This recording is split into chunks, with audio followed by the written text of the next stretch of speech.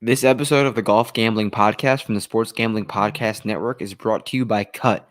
Cut is a peer-to-peer social betting platform that's US based and available in 40 states. Head to cut.com, that's KUTT.com, and use promo code SGPN for a 10% deposit bonus. We're also brought to you by Underdog Fantasy. Play their fantasy pick'em for a chance to win 100x in NBA, NHL, college hoops, golf too. Sign up today using promo code SGPN for a 100% deposit match. We're also brought to you by Champs. Run your own March Madness pool and enter Champs free bracket contest for a chance to win $1,000. Go to sportsgamblingpodcast.com/champs to enter today. And finally, we're brought to you by Hall of Fame Bets, the sports betting research platform for parlays, player props, and game lines. Download the Hall of Fame Bets app or visit hofbets.com. Use code SGPN to get 50% off and start making smarter bets today. All right, guys. We have the Players Championship. Before we get into that, we have to talk a little bit about what we just witnessed at the API. Scotland Scheffler did it. Scotland Scheffler got it done. And what did I say? He had a beard. That's all you needed to know. He had a beard and a mallet putter. What else do you need? It was just a absolute masterclass of tee to green prowess that Scotty Scheffler displayed at Bay Hill, and he putt well. The thing is, like, he didn't even need to putt well to perform this week. Like, he was just on a different level, tee to green. When the conditions got tough, when everyone was missing fairways, everyone was missing greens, Scotty was taking that 3-wood out, hitting the middle of the fairway, hitting that runner, putting it in the middle of the green, lagging it up there. It was just so impressive from Scotty this week, and I single bulleted him. I know I did not single bullet him, actually. I bet him at 8-1 with a 34-1 Zal, but got the job done. Who else do we want to talk about from the players? Got to talk about my guy, Will Zalatoris, right above my left shoulder. A very impressive showing from Willie Z. We were eyeing him up here at Bay Hill for the last few weeks, and if you've been watching the shows, you know we were high on him at for the last few weeks heading into Bay Hill, and he paid off. He really did pay off. So, Will Zalatoris, I surprisingly did not garner the ownership that I thought he was going to in the week, and I always liked him, but I wasn't sure how I was going to deploy him. And then I saw him coming in sub 50%, lock, and he really paid off. Same thing with Wyndham Clark. Wyndham Clark was a guy I mentioned who had horrible course history, but he's a new golfer in 2024. Like, he's channeled his demons and he's won a major. Like, come on. And so I threw out all the course history, throw out all that bad course history for Wyndham, and he paid off. So if you tailed any of those guys, hopefully, my hat is just looking so weird. I'm sorry. It looks very weird. If you tailed any of those guys, hopefully they paid off for you. I had a very good DFS week, and it was because I played those lesser owned guys who didn't have the best course history, but still had a path to find success at Bay Hill. So was a great week. Outright winner, third place DFS GPP. Can't do much better than that. But let's get on to the players. The pricing is not out yet, but I have a good gauge on what I think the pricing is going to be. So I will give my takes for each range and then talk about what I think their ownership will be and then how I think you should deploy them. So Scotty Scheffler, Rory McIlroy will definitely lead this probably 11K plus range. Scotty is going to be the highest price golfer. He won this event last year and he just obviously won today. So no one really goes back to back at TPC Sawgrass, but if there's anyone who can do it, it's Scotty Scheffler. And it's a mental thing. It's really a mental thing. We know how good he hits the ball. We know that. And just the fact that he had such a great performance with this with this mallet putter should just unlock the freedom on the greens. He doesn't have to make every putt, but he just feels confident. Like, Scotty Scheffler still missed 3-4 footers this week.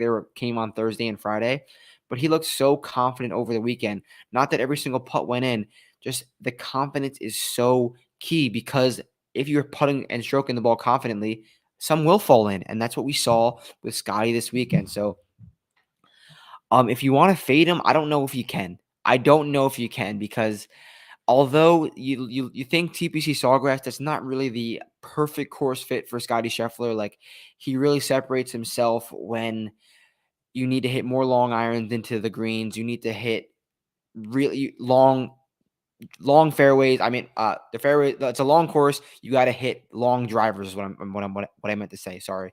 So Scotty, like, it's not the perfect course fit, but he's on such a class of above everyone else. It's hard to try and fade him. It's hard to go elsewhere. I haven't made my decision on what I'm going to fade, but let's talk about Rory McIlroy because he's just got too many holes in his game for us to deploy him at 11-3 is my guess for Rory McIlroy. 11-3. He is looking like a 10 handicap when he gets an iron swing. Like him rinsing the ball on number 6 like 3 times this week was like pure comedy. What are you doing, Rory? What are you doing? You are a generational long iron player, a generational elite. What are you doing over the ball on number 6? Like, it's really pathetic because, like, we watch Rory drive the ball. Another great week off the tee. Led the field off the tee.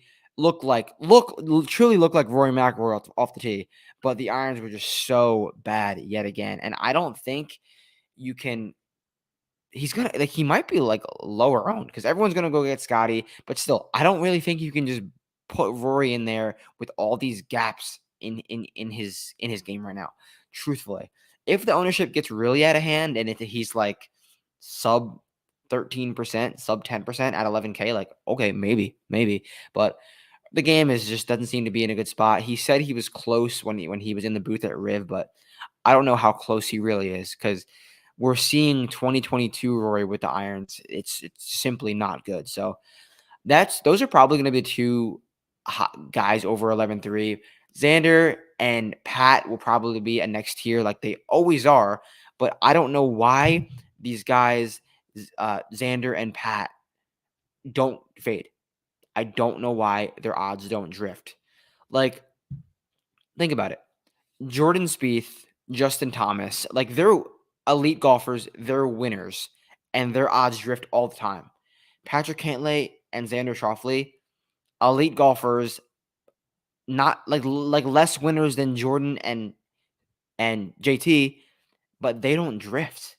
Like they just stay in that spot, which is like I kind of get it because when you look at their data golf page, look at their strokes gain, it's beautiful, but they just don't drift ever. So I don't know if you want to place them in lineups because they're just losers and they give you no.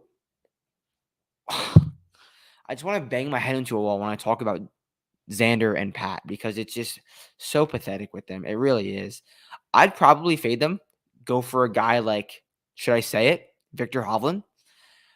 He definitely is not all the way back, but he has amazing course history. I tweeted this out like an hour ago. He has the best consecutive ball striking metrics at TPC Sawgrass ever.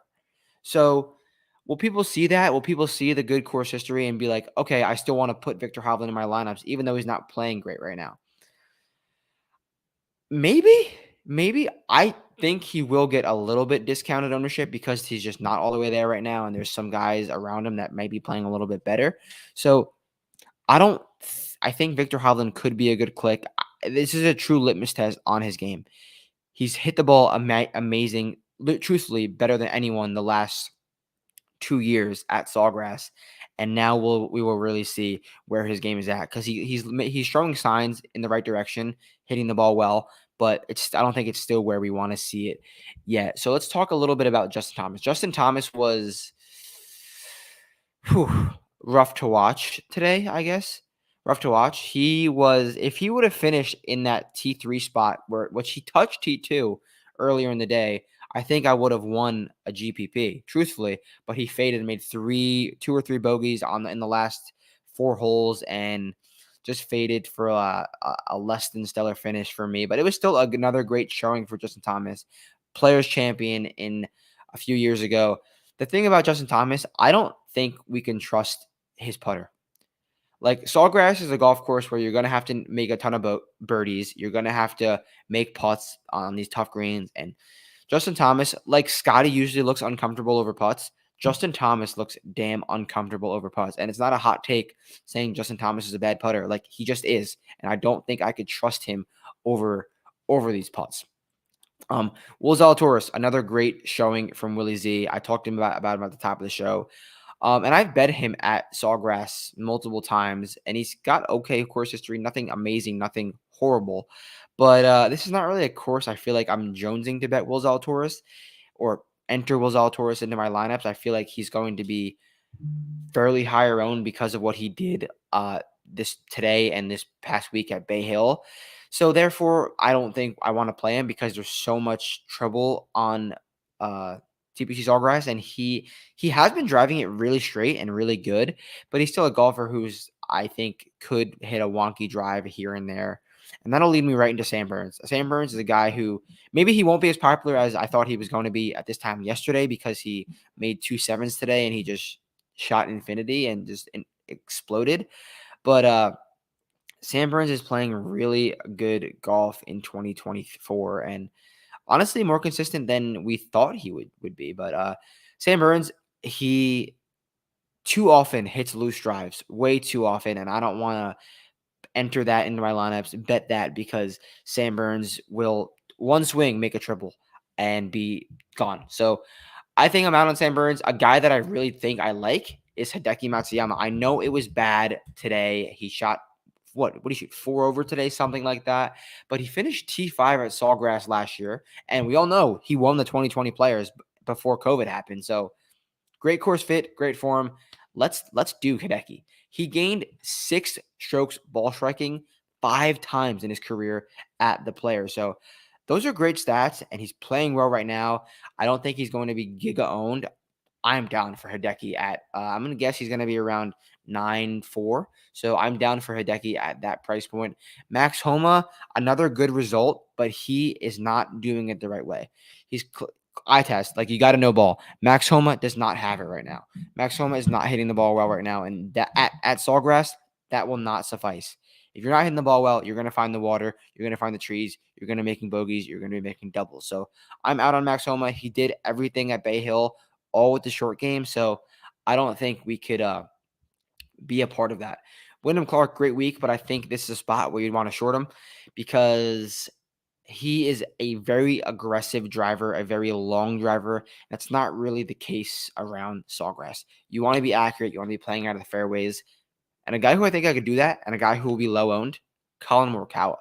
Colin Morikawa shot infinity at Bay Hill, missed the cut. I don't think he even tried on Friday. He was like, fuck it. So, but if there was ever a spot, a massive venue where Colin Morikawa fits perfectly, it's TPC Sawgrass. It's a golf course where you got to play out of the fairway. It's a golf course where you got to hit your middle irons and wedge as well.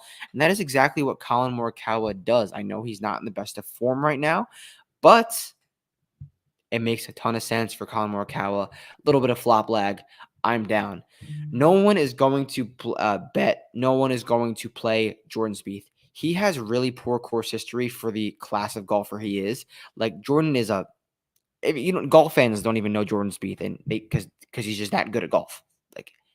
But you look at his Sawgrass history, and it's not great, which is odd. But it makes sense because he's a very inaccurate at times, wild driver, wild long iron player.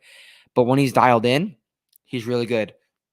The thing that's been most consistent for Spieth in 2024 has been the driver. He's been long, he's been straight. His driving metrics at Bay Hill were bad, but the accuracy and the distance were both in the top 16 in the field. He just rinsed a few balls and lost a few strokes to the field.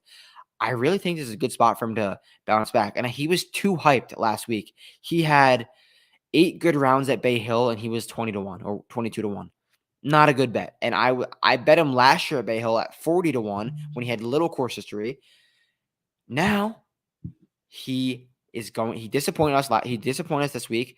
He had sore course study, has bad course history, but he's a guy who could pop like crazy. So I'm down for Jordan Spieth at low ownership. Another guy that didn't really do anything well and heads to a course that might not fit him well, Ludwig Aubert. We want to run him out at courses that are long, courses that you really got to drive it straight and long. And he hasn't really paid us off in those venues. I know he did good at Torrey, but he didn't do good at Kapalua, didn't do great at Bay Hill, venues that should have suited him well. His best starts, he won in Switzerland on a positional golf course. He won the RSM positional golf course. So this is the kind of golf course we're getting with Ludwig this week. So he's going to be a little bit lower owned, and I think he is a great click. So Before we move on to some lower owned or lower priced guys, I want to talk to you about Merch Madness over in the SGPN store. 15% off everything. Promo code Madness. They have a ton of cool gear. They got college gear. They got funny slogans. Just go check out the website, SGPN store. Promo code Madness. And then real quick, Cut. Cut is a peer-to-peer social betting platform available in 40 states. You could bet against your friends or other people on politics, on sports, on pop culture. Who doesn't want to bet on politics? Everyone wants to bet on politics. You could do it with Cut. Offers you can create your own bets at low vig. It's kind of like me versus you. Name a bet, and they are just kind of the middleman, the aggregator. So head over to Cut. Use promo code SGPN for a 10% deposit bonus. That's KUTT.com. And finally, Underdog Fantasy. It's the easiest place to play fantasy sports. Also, the fastest growing app in the industry. The pick'em game. You can pick your favorite players, pick higher or lower on the stat total, and you can win up to 100 times your money. You could also make rivals picks, which pitch two players back to back.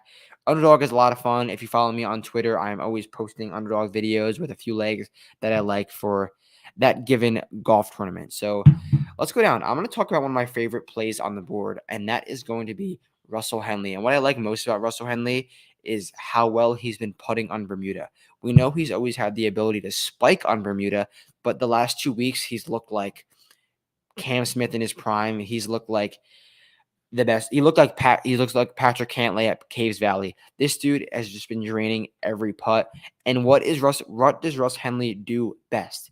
Play good golf on short Bermuda golf courses. And that is what we have at TPC Sawgrass. I love it. I know he doesn't really have dog because he folds that time, but the last few weeks, he's looked like he's ready to go. Like, he did not for any second look like he was going to fold over this weekend at Bay Hill, and he was like really down when he missed the slightest bad shot or slightest putt. I like Russ Henley. I really do like Russ Henley. So he's probably going to be in the 8K range. I'm down for him this week. Another golfer that I'm down for, and I'm going to keep giving the bit, Sung J M. After 6 straight weeks of him losing strokes on approach, he gained and he had a decent showing. He does his best work on short positional Bermuda tracks as well. He's won at PGA National, great crossover to the TPC Sawgrass. He's got great course history at TPC Sawgrass. I'm so down. There's going to be a time where Sung Jae just pops up out of nowhere and you're like, oh, there's the Sung Jae I know and love. Stay on him while he's at low ownership. I'm down. Siwoo Kim absolutely lapped the field this week in strokes gained tee to green. He gained, I think, 9 strokes tee to green and lost 8 putting. That sounds like Siwoo Kim, but you know who else that sounds like? Emiliano Grillo, who I gave the massive bit this past week, finished T8. Also sounds like Luke List last year at Riviera, almost won Riviera this year. Siwoo Kim has won at Sawgrass before, and he's got other great course history. In 5 of 6 trips, Siwoo Kim has gained a ton of strokes ball striking at Sawgrass. It's a great course fit for him. I love it. I think he's a great play in the 8K range. Let's go down a little bit. Talk about Minwoo Lee. Minwoo Lee, did he let you guys down as 27%, $6,600? Did he let you down? Yes, he did. But more importantly, Minwoo Lee has gained strokes on approach in 2 straight events, which for the first time ever in his PGA Tour career. That is impressive because he's a guy who needs to gain strokes on approach. He finished, I think, T4 at Sawgrass last year, but it was all with the putter. He lost 5 strokes on approach last year and gained 7 with the putter last year. He's not going to do that again, but I will say he's hitting his irons better, which is huge for Minwoo. So definitely interesting guy to keep an eye on. If you liked Eric Cole at PGA National, why don't you like him here? I'm not an Eric Cole guy at all, but I'm buying the flop lag. Like, he was 1,000,000% owned at PGA National, and he disappointed. He played good at Sawgrass last year.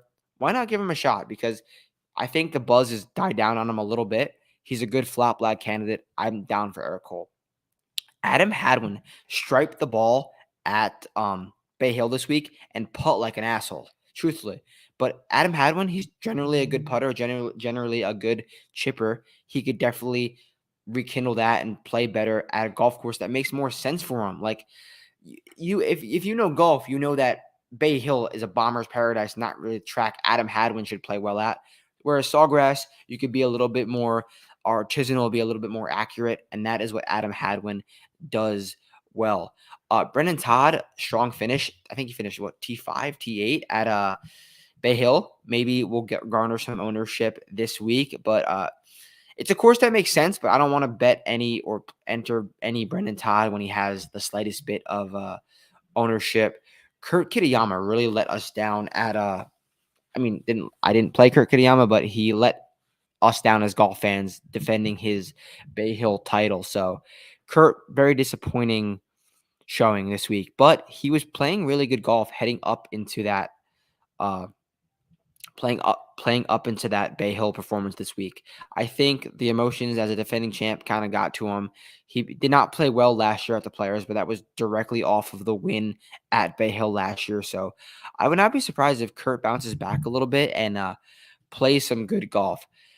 Eric Van Rooyen is going to be giga owned because the stats going around that he gained 13 strokes ball striking at Bay Hill last year. At Sawgrass last year, and he's playing good golf. Just lit up PGA National crossover to Sawgrass. It makes a ton of sense. Eric Van Rooyen will be really owned. A golfer I love down here in this range, Billy Horschel. The last 2 times Billy Horschel has played on a short Bermuda track, T4 at the Wyndham, T9 at the Honda, for a combined 11 strokes ball striking. Billy Horschel lives in Florida. Billy Horschel lives around the corner from TPC Sawgrass. Billy Horschel is a Florida Gator. Billy Horschel loves Florida golf.